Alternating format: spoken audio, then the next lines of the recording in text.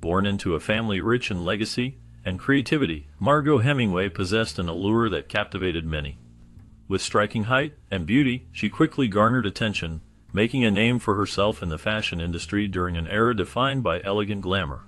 Behind her mesmerizing presence, however, lay deep struggles fueled by family pressures and a turbulent personal life. The shadow of her famous ancestry loomed large, as whispers of the so-called Hemingway curse followed her closely, intertwining her own battles with those of her forebears. As Margaux navigated the complexities of fame and the expectations tied to her lineage, her journey became increasingly fraught with challenges. Her eventual decline into darkness and despair revealed the hidden vulnerabilities that belied her outer beauty. The tragic narrative of Margaux Hemingway serves as a poignant reminder of the struggles faced by those under the spotlight, often eclipsed by the weight of their family's legacy. Born into a family steeped in both privilege and tragedy, Margaux Louise Hemingway arrived on February 16, 1954, in Portland, Oregon. As the granddaughter of the renowned writer Ernest Hemingway, her life was marked by the complexities of her heritage. While her last name opened many doors to elite social circles, it also cast a long shadow over her life, largely due to the profound impact of her grandfather's suicide in 1961. This family tragedy reverberated throughout generations, leaving emotional scars that shaped Margaux's experiences. Her father, Jack Hemingway, a man deeply affected by his lineage, struggled with his own battles and insecurities. The choice of Margaux's name carried its own meaning. Her parents wanted to honor the Chateau Margaux wine they consumed during a significant moment, which resulted in a name that encapsulated both romance and the reckless abandon associated with their lifestyle. Throughout her life, Margaux embodied a dichotomy of high glamour and underlying emotional turmoil. Despite achieving immense success as the first supermodel to secure $1 million contract, the weight of her family's legacy and her personal challenges remained an inescapable part of her narrative, and they continued to echo in her journey through life.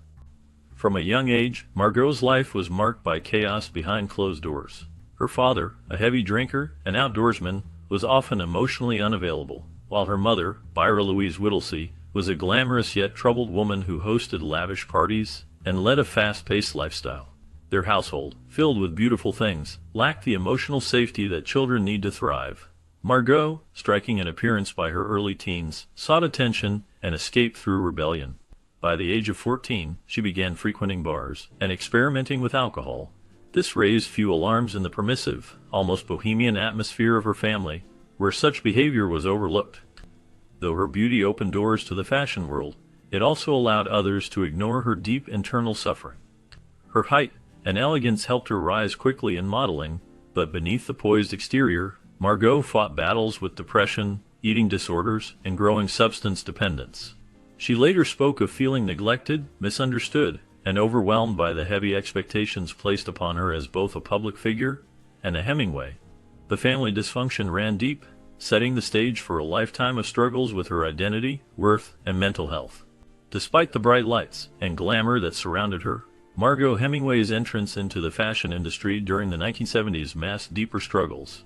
With her tall, striking physique and sharp features, she broke through in a world that often favored conventional beauty. Her presence quickly earned her a place among the elite, as she graced the covers of prestigious magazines such as Vogue, Cosmopolitan, and Time. A defining moment in her career took place when she secured a groundbreaking $1 million contract with Fabergé to endorse their perfume Babe, an achievement that propelled her into the spotlight of international fame. Margaux was celebrated as a pioneer, embodying a new portrait of the American woman, confident, athletic, and strikingly bold. However, behind this radiant exterior lay profound emotional turmoil. The burdens of fame weighed heavily on her, leading to a damaging battle with bulimia and a reliance on alcohol and pills. Margaux often expressed feelings of emptiness and detachment, as though she were merely performing for an audience rather than truly living. The pressures associated with her public image and the legacy of her renowned family only intensified her struggles, turning what should have been triumphs into burdens rather than joyous milestones. In her quest for emotional stability and validation, Margaux Hemingway found herself in a tumultuous relationship with Errol Whetson, a millionaire heir who seemed to offer support as she navigated her rising career. Initially, Whetson appeared to be a guiding force, but their partnership took a dark turn. His controlling nature and emotional manipulation became apparent, leading to a pattern where he used his wealth and influence to isolate her from friends and family. He portrayed himself as her protector and business advisor, yet behind closed doors, their relationship was filled with tension and frequent arguments. Margaux's reliance on Whetson deepened, fueled by her insecurities, making it hard for her to recognize the toxicity surrounding her. The marriage, characterized by uneven power dynamics and emotional codependency, eventually crumbled under its dysfunction. By the time it ended, Margaux emerged more fragile, her trust in others shattered, and her self-worth severely impacted. This toxic relationship not only hindered her personal development, but also intensified her existing mental health challenges, creating a destructive cycle that would linger throughout her life. As the modeling world began to lose its allure, Margaux Hemingway turned to acting, aiming to reinvent herself and gain recognition beyond her striking beauty. Her most notable role came in the 1976 film Lipstick, where she starred alongside her younger sister, Mariel Hemingway. The film was controversial, tackling themes of sexual violence and revenge, which attracted significant attention upon its release. However, this anticipated breakthrough for Margaux became a bitter turning point in her career. Critics showered praises on Mariel's performance, highlighting its subtlety and emotional depth, while often dismissing Margaux's efforts as wooden or superficial. This reinforced the perception that Margaux was better seen than heard, causing her considerable distress. The critical reception not only devastated her, but also deepened the rift between the sisters, who had a complicated relationship to begin with. While Mariel began to ascend in Hollywood with a grounded disposition, Margaux struggled against the label of being a supermodel turned failed actress. The constant comparisons heightened Margaux's feelings of being overlooked and betrayed, leaving lasting emotional scars. As Margaux distanced herself from her sister, feelings of inadequacy and loneliness intensified, further fracturing the Hemingway family dynamic over time. From the very beginning of her modeling career, Margaux Hemingway faced a harsh reality in an unforgiving industry that demanded perfection and conformity. Despite her natural beauty and tall, athletic figure, she encountered pressure from agents and fashion editors to slim down even further. They often pointed out perceived flaws, pushing her to meet increasingly unrealistic standards. These experiences instilled deep-seated insecurity within her. As a result, Margaux began obsessively dieting, ultimately developing bulimia, a disorder that would haunt her for decades. The constant scrutiny regarding her weight and appearance chipped away at her self-esteem, turning mirrors and photo shoots into sources of anxiety rather than esteem. Even after seeking a more supportive modeling agency, the psychological damage lingered. Margaux often felt like a commodity, valued for her looks and print more than for her true self. These emotional scars left by the fashion world influenced her health, personal relationships, and her sense of love and acceptance, with the very fame that elevated her also shattering her spirit in ways that would never truly heal. By the late 1980s, Margaux's shining days as a model were behind her, and her once bright acting career had come to a halo tenant. She struggled to find serious roles, and found herself cast in low-budget horror films, B-movies, and made-for-TV features, which were a far cry from the glamorous parts she had once aspired to portray. As her public image faded, her personal battles became increasingly hard to hide.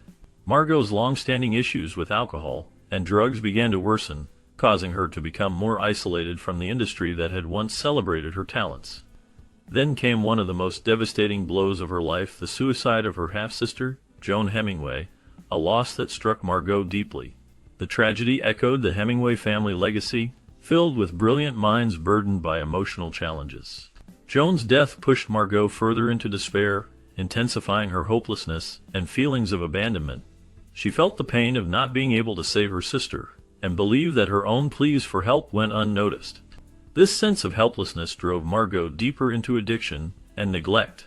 As acting roles became scarce and social invitations faded, she withdrew from public life, finding herself surrounded by prescription bottles rather than friends. The loss of purpose and stability left her drifting, holding on to memories of a past life that seemed distant and unattainable. Over the years, Margaux made several attempts to reclaim control over her life. Perhaps the most well-known was her stay at the Betty Ford Center in the early 1990s, where she sought treatment for her substance abuse and emotional distress. For a time there was hope, brief flashes of clarity in which she expressed a desire to return to acting, to write, and to reconnect with her estranged family. One particularly emotional moment came during a reconciliation with her terminally ill mother, whom Margaux had long blamed for many of her childhood traumas. Their reunion was tender and tearful, hinting at possible healing. But the path to recovery is rarely linear, and for Margaux, it was especially difficult without a strong support system, and with her career in ruins, she struggled to maintain sobriety. The industry had moved on, and so had many of the people who once orbited her world. Interviews she gave in the mid-1990s showed a woman still grappling with deep emotional pain, disillusionment, and a profound sense of betrayal. Despite her best efforts, she never managed to regain the acclaim or stability she had once enjoyed. Instead, she found herself increasingly marginalized, an icon of a bygone era, slowly fading into obscurity, haunted by trauma, and unable to outrun the generational curse that had defined so much of her life. As time went on, Margaux Hemingway faced a series of challenges that compounded her isolation and despair. Her once bright career in modeling and acting faded significantly, leaving her in a vulnerable position. In an attempt to regain some of her lost fame, she controversially posed nude for Playboy magazine in 1990. This decision led to considerable debate, with some defending it as an act of empowerment, while others believed it highlighted her troubled state. The public's mixed reactions only deepened her struggles. Margaux also turned to psychic hotlines to make ends meet, yet this choice drew ridicule from the media rather than any understanding or compassion. The life she had known began to slip away, replaced by loneliness and sadness. Her neighbors in Santa Monica noticed her drastic transformation. She seemed increasingly withdrawn and weary. Margaux, once so lively, now presented a shadow of her former self, rarely venturing outside her apartment. On July 1, 1996, the heartbreaking news surfaced that she had been found dead at the age of 42. An overdose of phenobarbital confirmed the tragedy, a suicide marking a dark moment in her family's history, as Margaux joined her relatives in a heartbreaking legacy. News of Margaux's death spread rapidly, sparking intense media scrutiny and reviving interest in the so-called Hemingway curse. This narrative painted a vivid picture of a family that, while richly talented and undeniably beautiful, was also shadowed by profound struggles, including mental health issues and substance abuse. Margaux's passing marked a chilling conclusion to a family history bearing the weight of tragedy, beginning with her grandfather, Ernest Hemingway, whose own life ended in suicide. This cycle of despair resonated with many, as journalists seized the moment to explore the darker themes of the family legacy. While some chose to romanticize the idea of a curse, others approached the topic with more depth, addressing the harsh realities of generational trauma, the effects of untreated mental illness, and the immense pressures faced in the public eye. People close to Margaux described a woman in distress, yearning for support from an industry that had seemingly cast her aside. In the aftermath of her death, there was a shift in focus. She was not just the daughter of a famous name, but a real person confronting personal demons. Mental health advocates highlighted her story as a stark reminder of the dangers of neglecting emotional suffering, illustrating how the glamour of celebrity can mask profound inner turmoil. Margaux's story has since evolved into a significant narrative about the impact of fame and the long-lasting scars left by personal and family struggles, resonating deeply with those who face similar challenges. The legacy Margaux Hemingway left behind is as complex as the woman herself, a haunting combination of glamour and sorrow, triumph and tragedy. In her prime, she was a fashion icon, gracing billboards, magazines, and television screens with a presence that was both bold and unforgettable. She broke barriers in the modeling industry, becoming the first supermodel to secure a $1 million contract, and redefining what it meant to be a fashion celebrity in the 1970s. Yet behind her glowing public image lay a life marked by deep wounds. Abuse, addiction, neglect, and the impossible standards imposed by an unforgiving industry and a high-profile family legacy shaped her existence. Her story resonates because it illustrates the painful truth that success does not immunize a person from suffering. Margaux yearned for love, healing, and recognition beyond her appearance or last name. Her struggle with mental illness, eating disorders, and feelings of inadequacy painted a stark picture of what happens when emotional needs go unmet in a world obsessed with image. Though her life ended in tragedy, her story continues to inspire awareness and compassion, reminding us of the invisible battles people carry and the importance of mental health support. Her beauty was undeniable, but it was her pain and her attempt to survive it that made her human and unforgettable. Despite the glamour, an allure that surrounded Margaux Hemingway. Her life ultimately tells a story of profound loss and struggle.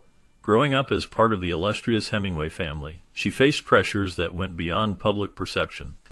The burden of expectations, mixed with her internal battles, painted a picture of a life overshadowed by her family's tragic history.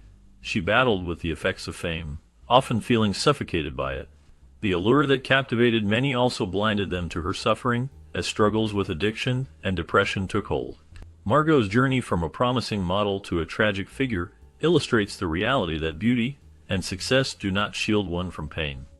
In the end, her story serves as a reminder of the invisible challenges that many face, urging us to look deeper than the surface. Her life was a mix of talent and turmoil, leaving us to reflect on the true cost of living in the shadows of great